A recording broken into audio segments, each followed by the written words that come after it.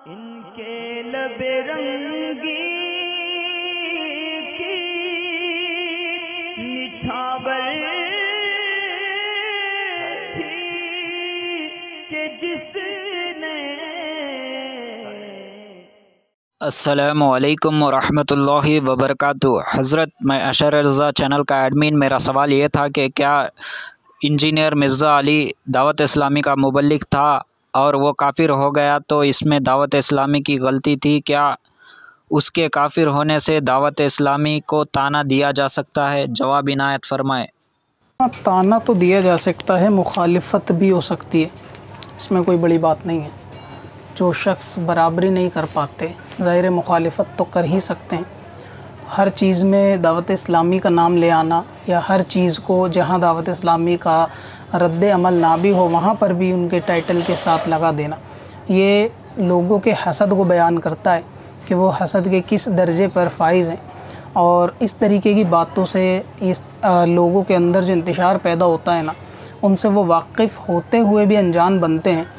किसी भी बात को लोगों के सामने पेश करने का, किसी भी प्रेजेंटेशन को रिप्रेजेंट करने का एक तरीक़ेकार सबके अलग अलग होते हैं। ये ज़रूरी नहीं है कि किसी के पास इल्म हो तो उसके पास हिकमत भी हो। एक दानाई अक्लमंदी अलग चीज़ है और वो हमेशा इल्म के साथ चले, ये ज़रूरी नहीं होता।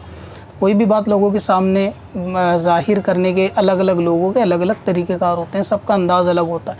कोई अपनी बात को शोर मचाकर चिल्ला कर कह सकता है, तो कोई अपनी बात को यानी उसी बात को जो है वो सहल अंदाज से लोगों के सामने और हर तरीके के पहलू के साथ बयान किया जा सकता है। इससे क्या होता है कि अगर मान लो किसी ने दावत इस्लामी के इस तरीके से बेफ़ायदा, जिसके अंदर कोई लेना देना भी नहीं, मुखालिफत करी, तो उसके अंदर भी आपको ऐसे लोग जो है ना कमेंट्स के अंदर सराहते हुए और नारेबाजी लगाते हुए मिलेंगे। तो इससे सामने वाले का ये मतलब तासुर लेते हैं लोग कि शायद मेरी बात अल्लाह रसूल की बारगाह में कबूल हो गई। हालांकि चार अपनी जैसी सोच रखने वाले सिमिलर माइंडेड लोग अगर किसी बात के ख़िलाफ़ जाने पर साथ दें, तो इसका मतलब ये नहीं कि आवाम में वो बात बहुत मकबूल हो गई, क्योंकि दुनिया चार लोगों की नहीं है। इनके अलावा हज़ारों लोग ऐसे होते हैं जो इस बात से नाखुश होते हैं, लेकिन वो अपना इजहार करते नहीं हैं। ज़ाहिर सी बात है, साहिल है। तो इस तरीके के और भी सवाल लिख कर भी आते हैं, लेकिन मैंने ऑडियो सवाल इसलिए लिया ताकि लोगों को मालूम चले कि सवाल था, वरना बाज़ लोग ये बदगुमानी करेंगे कि शायद सवाल जो है ना वो बना लिया गया। तो इसीलिए जैसा कि आपने सुना भी होगा कि दुश्मन का दुश्मन अपना दोस्त होता है। तो अगर आप देखेंगे कि कोई शख्स दावत इस्लामी के ख़िलाफ़ बयान करता है, तो उसके अंदर वैसे लोगों की तादाद आपको जल्दी मिल जाएगी कि जो दावत इस्लामी के ऑलरेडी ख़िलाफ़ है। अगरचे उनके बात समझ में ना भी आए तो भी वो जो है ना बात की तायद करेंगे, सुभान अल्लाह माशाअल्लाह वो करेंगे, क्योंकि एक तरीके से उनका तो मामला हल हो रहा है। ठीक वैसे ही अगर सामने वाले ने इंसाफ से काम लिया या नहीं लिया, झूठ बोला या सच बोला, इसका फ़ैसला भी वो लोग जज्बात में नहीं कर पाते। वो तो बस ये देखेंगे कि जिसकी मुखालिफत हम करते हैं उनकी मुखालिफत हो गई, हमारे लिए यही काबिल फ़ख्र है। तो ये जो एतराज़ किया गया कि दावत इस्लामी का मुबल्लिग जो है वो इंजीनियर, वो काफ़िर हुआ सुन्नियत से निकल के या इस्लाम के बाद काफ़िर हुआ, वो दावत इस्लामी रद्द वहाबियत खुल के नहीं करती होती तो वो रुका होता। तो सबसे पहला तो यही एक बड़ा झूठ है कि वो शख्स इस बिना पर जो है ना उसने दावत इस्लामी को छोड़ा है। पहले उसकी बात को सुनना चाहिए और तहकीक करनी चाहिए। तो लोगों की तहकीक कम होती है, जितनी बात सुनी सुनाई होती है उसके ऊपर लोग जो है ना वो बयान जारी कर देते हैं। और शख्स ने कभी ये नहीं कहा कि मैं इस बिना पर जो है ना काफिर या इस बिना पर मैंने बरेलवियत को छोड़ा है। और दूसरी बात ये है कि वो शख्स ये नहीं कहता कि मैंने दावत इस्लामी को छोड़ा, बल्कि वो कहता है कि मैंने बरेलवियत से तौबा की। हाँ, दावत इस्लामी का मुबल्लिग था वो, लेकिन हर मुबल्लिग कोई दावत इस्लामी का ठेकेदार नहीं है। और दावत इस्लामी का मुबल्लिग अगर कोई बात ऐसी हो कि जो खिलाफ शरअ हो या कोई दूसरा मामला तो उसके अंदर पाया जाए, तो उसमें दावत इस्लामी या किसी भी तंजीम का, पीर का कोई ऐसा दखल नहीं होता कि तंजीम के हर शख्स की जो है कारकर्दगी ली जा सके कि वो क्या कर रहा है, कहाँ जा रहा है, उसकी सोच कैसी है। किसी भी तंजीम के साथ ये पॉसिबिलिटी नहीं होती। तो इसलिए ये कहना कि दावत इस्लामी का शख्स इसलिए हुआ, तो ये सबसे पहले और सबसे बड़ा जो है वो खुला झूठ है कि उसकी बुनियाद ये थी ही नहीं। क्योंकि आप अकल से सोचें इस बात को कि अगर किसी शख्स की ये बुनियाद हो कि वो दावत इस्लामी का वहाबियत का खुला रद्द नहीं करते, इसलिए मैं साथ छोड़ूंगा, तो इसका मतलब तो ये शख्स बहुत कट्टर बरेलवी होना चाहिए, तभी तो साथ छोड़ रहा है। और फिर साथ छोड़ने के बाद कोई शख्स वापस वहाबी कैसे बन जाएगा? यानी जिसकी बुनियाद दावत इस्लामी की ये बनी हो कि वो खुल के रद्द नहीं करते इसलिए। और अगर कहने का मतलब ये था कि दावत इस्लामी वहाबियत का रद्द नहीं करते, इसलिए उसे वहाबियत के बारे में बातें पता नहीं चल पाई, इसलिए वो शख्स निकल गया, अगर कहने का मतलब ये है, तो फिर ऐसे तो जितने वहाबी आज ज़मीन पर मौजूद हैं तो वो सारे के सारे कहीं ना कहीं पहले बरेलवी थे, तो ये सब दावत इस्लामी से तो जुड़े हुए नहीं थे। तो आज वहाबियों की जो तादाद बड़ी है, ये सब अक्सरियत इसके अंदर ऐसे थे जो बरेलवी ख़ानदान से आ रहे थे, और कई तो ऐसे भी हैं कि जो मुरीद भी थे, बहुत सारे बड़े बड़े पीर हजरात के मुरीद थे। तो अब उनके मुरीद अगर ये वहाबी बन गए, या फिर वो जो वहाबी आज हैं पहले बरेलवी थे अब वो वहाबी बन गए, तो क्या इसमें बरेलवियत का या किसी तंजीम का या पीर साहब का दखल है? अगर नहीं है दखल तो फिर ज़ाहिर है कि दावत इस्लामी ही के टाइटल को क्यों लिया गया, क्योंकि ऐसे तो बहुत सारे लोग हैं जो पहले दूसरे के मुरीद थे बाद में वहाबी बन गए, तो उसमें उन पीर साहब का तो कोई दखल नहीं है या किसी बरेलवी तंजीम का तो कोई दखल नहीं है। तो ऐसे तो बहुत सारे दिखाए जा सकते हैं, बल्कि अहले हदीसों में ऐसे आलिम और मौलाना कहलाने वाले भी दिखाए जा सकते हैं कि जो पहले बरेलवियों के मौलाना हुआ करते थे। हो सकता है आपके इल्म में हो या हो सकता है ना हो कि वो अब बरेलवियत को छोड़कर वो वहाबी बन गए। तो चलें, ये तो कोई ऐसा नहीं है कि बहुत बड़े पहले ओहदे पर फाइज था, लेकिन जो बड़े ओहदे पर फाइज थे, यानी ऐसे आप बड़ी आसानी से इंटरनेट पे देख सकते हैं कि पहले कौन से उलमा थे जो पहले बरेलवियों के आलिम कहलाते थे, बाद में वो अहले हदीस बन गए। तो इसमें किसका दोष है? तो ये एक तरफा सिक्के का पहलू बयान कर देना लोगों के सामने, और यही एतराज़ तो फिर उन सारे वहाबियों पे भी किया जा सकता है कि जो पहले किसी और तंजीम के थे या किसी और पीर साहब के मुरीद थे, वहाबी बन गए। और सबसे अहम बात यह है कि जब तकदीर वगैरह का मसला होता है तो आवाम को पहले इससे भी आगाह करना चाहिए कि कोई शख्स काफिर बनता है तो इसमें किसी शख्स का ज़ाती फ़ेल हो सकता है, अल्लाह तबारक व तआला की कुदरत का इसमें कितना दखल होता है। यानी क्या शैतान इस बात पे कादिर है कि वो किसी का ईमान छीन सकता है, और अल्लाह ताला माज़अल्लाह इस बात पे कादिर नहीं है कि वो किसी का ईमान बचा सके। तो अगर दावत इस्लामी ही की वजह से वो शख्स काफिर हो गया तो क्या अल्लाह ने उसकी तकदीर में कुफ्र लिखा था या नहीं लिखा था? अगर अल्लाह ताला ने उसका काफिर होना लिखा था तो दावत इस्लामी क्या बड़े से बड़े पीर भी उसको नहीं बचा सकते थे फिर? तो अगर अल्लाह तबारक व तआला की तकदीर ही के अंदर वो शख्स काफिर लिखा हुआ था, और दूसरी बात अगर अल्लाह की तकदीर के अंदर ही वो शख्स जो है वो ईमान वाला लिखा हुआ था, तो फिर उसको कोई शख्स उसका ईमान नहीं छीन सकता, हत्ता कि शैतान भी उसका ईमान नहीं छीन सकता। तो पहले लोगों के सामने ये मसला अकाइद का और तकदीर का बयान करना चाहिए कि अगर किसी का ईमान जाता है तो उसमें शैतान का किस तरह दखल होता है। क्या शैतान इस पे कादिर है कि वो लोगों का ईमान छीन ले? तो शैतान इस पे किस तरह से कादिर है, इसका जवाब उलमा ने क्या दिया है, ये जवाब भी बयान करना चाहिए, ताकि लोगों को जो है ना बात को समझने में भी आसानी हो, और लोग जज्बाती नारेबाजी छोड़कर जो है ना थोड़ी अकल से भी काम ले कि किसी तंजीम का कोई शख्स निकले तो उसके अंदर तंजीम का दारोमदार होता है या नहीं होता। तो फिर वरना एतराज़ वही होगा कि जो हज़ारों निकले हैं मिर्ज़ा के अलावा, तो क्या उनमें भी तंजीम का दारोमदार था? उनमें भी पीर साहब तबलीग अच्छी नहीं करते थे? क्या उनकी तबलीगों में कमी थी, इस वजह से वो लोग आज वहाबी बने? कितने वहाबी ऐसे हैं कि जो मुरीद थे पहले अच्छे बड़े बड़े सिलसिलों में और अच्छे पीर साहब से वो हो गए, कितने उलमा कहलाने वाले भी हो गए। तो क्या उसके अंदर भी उनकी भी वो रद्द वहाबियत खुल के नहीं करते थे, या फिर उनकी तबलीग में भी कमी थी, इस वजह से वो लोग जो है ना ईमान से निकल गए, वहाबी हो गए? यानी मुखालिफत का कोई मौका महल होना चाहिए, कोई बात होनी चाहिए ऐसी कि वाकई जिसमें लगे कि हाँ मुखालिफत जो है वो बावजह है, बेवजह नहीं। अच्छा सा कोई मौसम, तन्हा सा कोई आलम, हर वक्त का रोना भी बेकार का रोना है। यानी जहाँ कोई लेना देना भी नहीं होता दावत इस्लामी का, वहाँ भी नाम डालकर उसके अंदर चार अपने चाहने वालों से वाह वाह लूटने वाली बात होती है और कुछ नहीं होती। दूसरी बात ये कि अगर मान लिया जाए कि उनकी तबलीग में कमी थी इसलिए मिर्ज़ा जो है वो निकल गया बाहर, तो फिर ये एतराज़ तो अंबिया अलैहिस्सलाम पर भी हो सकता है कि अंबिया अलैहिस्सलाम के घर वाले जो ईमान नहीं लाए थे, क्या उनकी तबलीग में भी कमी थी? हुज़ूर अलैहिस्सलाम के ख़ानदान वाले बहुत सारे ईमान नहीं लाए थे, चाचा तो मशहूर है कि ईमान नहीं लाए। इसी तरीके से दूसरे अंबिया अलैहिस्सलाम की बीवी ईमान नहीं लाई और बेटे ईमान नहीं लाए, तो क्या उनका भी ईमान से फिर जाना या मुनाफिक हो जाना तो इस बात की निशानी है कि वो अंबिया अलैहिस्सलाम की तबलीग में कमी थी?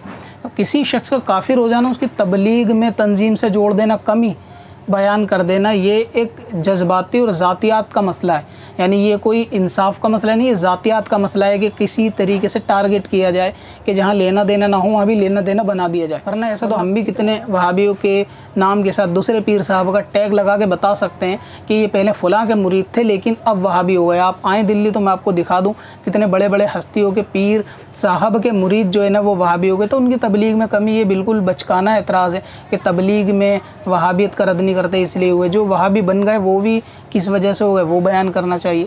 दूसरा है कि तबलीग में कमी सिर्फ दावत इस्लामी की थी कि अम्बिया अलैहिस्सलाम की भी थी, उनके घर वालों के या बहुत सारे बुज़ुर्गों के घर वालों के अगर नहीं हो पाए तो वो फिर क्यों नहीं हो पाए, उनके घर के अंदर तबलीग में कमी थी या उनका तरीक़ाकार भी ऐसा नहीं था कि रद्द वहाबियत खुल के करें, वो क्यों हुए। और अगर इसमें अल्लाह तबारक व तआला की कुदरत का दखल था कि भाई अल्लाह ताला ने उनकी तकदीर में कुफ्र लिख दिया, तो फिर मिर्ज़ा की तकदीर में अल्लाह ताला की यह तकदीर वाली बात सामने क्यों नहीं लाई जाती। यानी सिक्के का एक पहलू दिखाया जाता है, सिर्फ मुखालिफत की बिना पर एक पहलू दिखाया जाता है। और सबसे अहम तरीन बात यह है अवामुन नास के लिए समझने के लिए कि अगर दावत इस्लामी का एक शख्स निकल के वहाबी बन गया तो उसके लिए इतना टाइटल और शोर मचा देना कि वो दावत इस्लामी का शख्स था काफिर हो गया, दावत इस्लामी का शख्स था काफिर हो गया क्योंकि दावत इस्लामी की तबलीग अच्छी नहीं, तो फिर सिक्के का दूसरा रुख भी दिखाना चाहिए कि जो हज़ारों काफिर मुसलमान हो गए दावत इस्लामी के ज़रिए उनका ज़िक्र कब होगा। यानी इंसाफ तो ये तो दोनों बातें बताई जाएँ। एक शख्स निकल गया तो उसके लिए शोर है, हज़ारों जो इस्लाम में दाखिल हुए दावत इस्लामी के ज़रिए उनके लिए आवाज़ भी नहीं निकलती लोगों की, क्योंकि इंसाफ से काम अगर लेना होता तो जाहिर सी बात है कि हसद के मामले में इंसाफ तो चलता नहीं है, तो वहाँ आदमी कमियाँ ढूंढ ढूंढ के निकालता है और किसी की कमियाँ ढूंढ ढूंढ के निकालोगे तो फिर दुनिया में उससे बुरा शख्स तो कोई नज़र ही नहीं आएगा।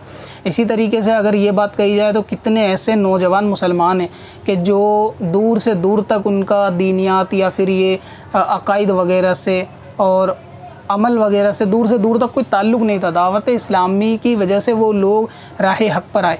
कितने ऐसे हैं एक्टर्स, सिंगर्स, मॉडल्स वगैरह कि वो अपनी उस दुनिया को गुनाह की छोड़कर दावत इस्लामी की बदौलत वो लोग आए हैं और आज जो है मुसल्ले पर फाइज़ हैं, आलिम दीन हैं और बड़े बड़े दीन के तबलीगी काम जो है अंजाम दे रहे हैं। तो एक शख्स के निकल जाने का शोर है, उन शख्स जो शख्स दाखिल हुए हैं, जो इस्लाम में दाखिल होकर बाअमल हुए, उनकी तारीफ़ क्यों नहीं है, या फिर जो काफिर से मुसलमान होगा उनकी नहीं। तो अगर तबलीग में कमी होती और वो शख्स निकल गया इस्लाम से तो जो दाखिल हुए उनकी तबलीग में कमी के बाद वो लोग दाखिल कैसे हो गए, कि इसका जवाब है आपके पास कि भाई हाँ वो इस वजह से दाखिल हो गए।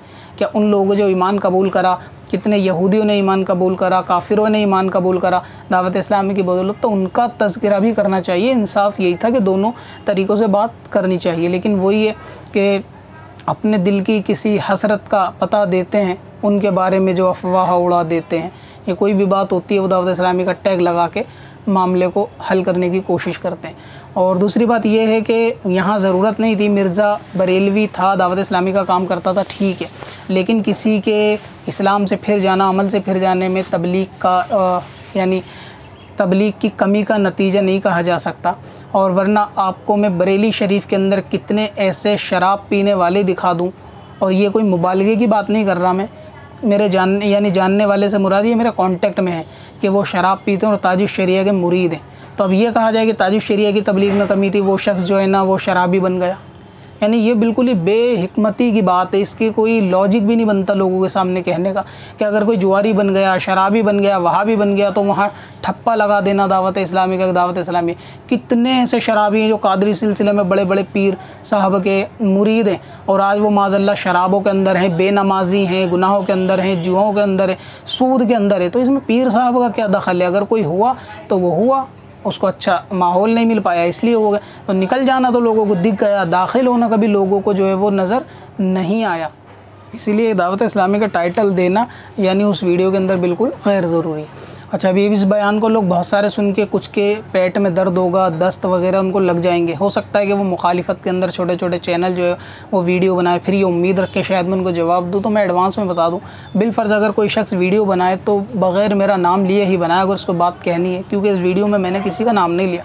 फिर भी किसी को लगता हो कि मैंने किसी ज़ाती पर्टिकुलर शख्स के बारे में वीडियो बनाई है और उनकी मोहब्बत में आप अगर मुखालिफत में उतर गए, अगरचे आप मेरा नाम लेके वीडियो बनाएंगे तो मुझसे आप रिप्लाई की बाद में उम्मीद मत समझना, ये नहीं समझना कि वीडियो, क्योंकि मुझे ये वीडियो खेलना जो है ना वो पसंद नहीं है। मेरी इतनी छोटी सोच नहीं है कि आपस में सुन्नियों में इंतशार पैदा करने के लिए जो इस तरीके का वीडियो एक दूसरे के ख़िलाफ़ जो है ना खेला जाए।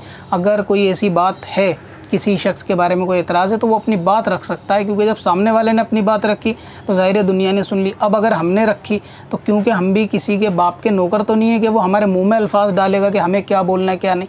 जब किसी का अपना चैनल है, वो अपने चैनल पर अपनी बात रख सकता है लोगों के सामने, तो हम भी लोगों के सामने अपनी बात को रखने का हक़ रखते हैं। तो ये हमें सिखाने की कोशिश कोई ना करे कि ऐसी बात कह दी, अब ये एतराज़ का जवाब दो, वो एतराज़ का। मेरे पे इतना फ़ालतू टाइम नहीं होता कि फ़ालतू लोगों के एतराज़ के मैं जवाब देता रहूँ।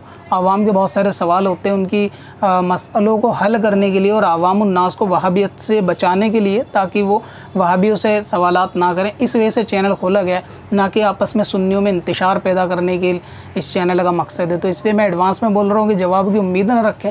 ज़रूरत होगी तो इंशाअल्लाह जवाब दे दिया जाएगा, नहीं ज़रूरत होगी, गैर ज़रूरी बचकाना एतराज़ होंगे तो जवाब नहीं दिया जाएगा।